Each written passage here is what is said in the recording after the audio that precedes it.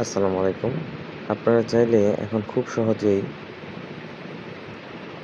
বিকাশ নগদের মালিকানা চেক করতে পারেন এই সেলফিন অ্যাপের মাধ্যমে। তো চলুন আপনাদেরকে দেখাই সেটা কিভাবে করতে হয়। প্রথমেই চলে এলাম এই মাই সেলফিন অ্যাপে। অ্যাপে আসার পরে যে ফান্ড ট্রান্সফার এখানে যাবেন। এখানে দেখেন বিকাশ এবং নগদ দুটোই রয়েছে। আমি যদি এখন নগদ লিখি, এখানে যদি একটা নাম্বার দিই,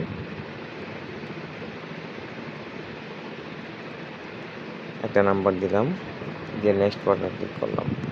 দেখেন এই নাম্বারটা নগদের মালিকানা কার নামে এটা কিন্তু চলে এসেছে।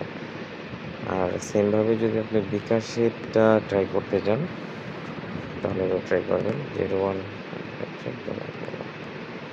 দেখেন নেক্সট বাটন ক্লিক করলে এখানে দেখে কত সুন্দর করে নাম চলে আসলো। এখন যারা দোকানদার ভাই আছেন, যদি কখনো এরকম হয় ভুলে কোনো নাম্বারে টাকা চলে গেছে, তাহলে সেটা মালিকানা কীভাবে চেক করবেন। এভাবে আপনারা মালিকানা চেক করতে পারবেন।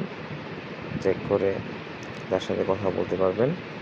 কথা বলে আপনার ব্যালেন্সটা আপনারা করে নিতে পারবেন। মূল উদ্দেশ্য ছিল আমার আজকে যে কোনো নাম্বারে যদি নগদ বিকাশ খোলা থাকে তাহলে সেটা কীভাবে আপনারা মালিকানাটা চেক করবেন।